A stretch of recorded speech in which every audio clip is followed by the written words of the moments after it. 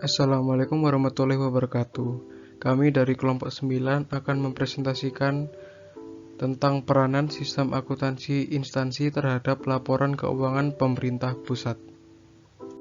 Selanjutnya, anggota kelompok terdapat Bima Sakti Anggoro Putra NPM 178, Dimas Aufa Muerin NPM 187, Dimas Azharino Wijaya NPM 193, dan M. Hashim Abdul Malik NPM 195. Ya, selanjutnya, standar akuntansi pemerintah atau SAP adalah prinsip-prinsip akuntansi yang diterapkan dalam menyusun dan menyajikan laporan keuangan pemerintahan. Dengan demikian, SAP merupakan persyaratan yang mempunyai kekuatan hukum dalam upaya meningkatkan kualitas laporan keuangan pemerintah di Indonesia untuk memenuhi tujuan umum pelaporan keuangan. Namun, tidak untuk memenuhi kebutuhan khusus pemakainya. Pengguna istilah laporan keuangan meliputi semua laporan dan berbagai penjelasannya yang mengikuti laporan tersebut. Selanjutnya, sistem akuntansi pemerintah pusat atau SAPP adalah serangkaian prosedur baik manual maupun terkomputerisasi mulai dari pengumpulan data, pencatatan, pengikhtisaran sampai dengan pelaporan posisi keuangan dan operasi keuangan pemerintah pusat. Ruang lingkup SAPP adalah pemerintah pusat, dalam hal ini lembaga tinggi negara dan lembaga eksekutif, serta Pemda yang mendapatkan dana dari APBN terkait dana dekonsentrasi dan tugas pembantuan, sehingga tidak dapat diterapkan untuk lingkungan Pemda atau lembaga keuangan negara. Ya, selanjutnya tujuan dari SAPP atau Sistem Akuntansi Pemerintah Pusat. Yang pertama, menjaga aset pemerintah pusat dan instansi-instansinya melalui pencatatan, pemrosesan, dan pelaporan transaksi keuangan yang konsisten sesuai dengan standar dan praktik akuntansi yang diterima secara umum. Yang kedua, menyediakan informasi yang akurat dan tepat waktu tentang anggaran dan kegiatan keuangan pemerintah pusat, baik secara nasional maupun instansi yang berguna sebagai dasar penilaian kinerja untuk menentukan ketaatan terhadap otorisasi anggaran dan tujuan akuntabilitas. Yang ketiga, menyediakan informasi yang dapat dipercaya tentang posisi keuangan suatu instansi dan pemerintah pusat secara keseluruhan. Dan yang terakhir, menyediakan informasi keuangan yang berguna untuk perencanaan, pengelolaan, dan pengendalian kegiatan dan keuangan pemerintah secara efisien. Dan juga ada ciri-ciri pokok SAPP atau Sistem Akuntansi Pemerintah Pusat. Yang pertama, basis akuntansi. Yang kedua, sistem pembukuan berpasangan. Yang ketiga, desentralisasi pelaksanaan akuntansi. Yang keempat, bagan akuntan standar. Dan yang terakhir, standar akuntansi pemerintahan. Ya, selanjutnya ada hubungan unit-unit pelaksanaan SAPP atau Sistem Akuntansi Pemerintahan Pusat. SAPP ini dilaksanakan oleh seluruh kementerian atau lembaga secara berjenjang, mulai dari unit akuntansi kuasa pengguna anggaran UAKPA, unit akuntansi pembantu pengguna anggaran wilayah atau UAPAW, unit akuntansi pembantu pengguna anggaran eselon 1 atau UAPAEI, unit akuntansi pengguna anggaran atau UAPA yang menjalankan sistem akuntansi instansi atau SAI. Kemudian di lingkungan Departemen Keuangan menjalankan sistem akuntansi pusat atau SIAP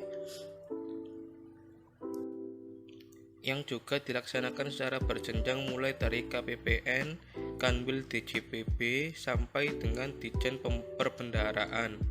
Masing-masing tingkat atau unit akuntansi akan melakukan rekonsiliasi sebelum memberikan laporannya kepada unit kerja di atasnya.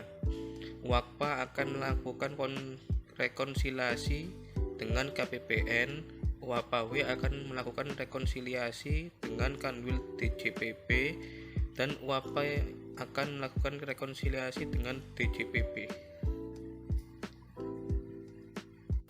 Ya, selanjutnya ada laporan keuangan pemerintah pusat terdiri dari yang pertama laporan realisasi anggaran, yang kedua konsolidasi laporan realisasi anggaran, dari seluruh kementerian negara atau lembaga yang telah direkonsiliasi. Yang ketiga, neraca. Yang keempat, neraca pemerintah pusat merupakan konsolidasi neraca SHI dan neraca SAKUN. Dan yang kelima, laporan arus kas. Yang keenam, laporan arus kas pemerintah pusat merupakan konsolidasi. Laporan arus kas terdiri dari seluruh kanwil Ditjen PBN. Dan yang terakhir adalah catatan atas laporan keuangan. Di slide selanjutnya ada penyampaian dan rekonsiliasi laporan keuangan. Yang pertama, setiap WAKPA wajib menyampaikan LRA dan neraca peserta ADK setiap bulan ke KPPN. Yang kedua, laporan keuangan tersebut direkonsiliasikan dengan seksi verifikasi dan akuntansi di KPPN. Rekonsiliasi merupakan proses pencocokan data transaksi keuangan yang diproses dengan beberapa sistem atau subsistem yang berbeda berdasarkan dokumen sumber yang sama. Dan yang ketiga, jika KPPN tidak menerima laporan sampai batas waktu tersebut, KPPN mengirimkan surat permintaan pertanggungjawaban penggunaan anggaran atau SP3A. Dan yang keempat, jika sampai dengan 12 hari kerja atau tanggal yang ditetapkan dalam SP3A laporan keuangan tidak dapat diterima juga, maka KPPN akan menerapkan sanksi berupa penangguhan pelayanan SPM kecuali 9M belanja gaji dan 9M LS. Dan selanjutnya, setelah proses rekonsiliasi akan diterbitkan berita acara rekonsiliasi atau BER yang menyatakan bahwa seluruh catatan keuangan yang ada pada satuan kerja atau WAKPA telah sama dengan catatan keuangan pada KPPN.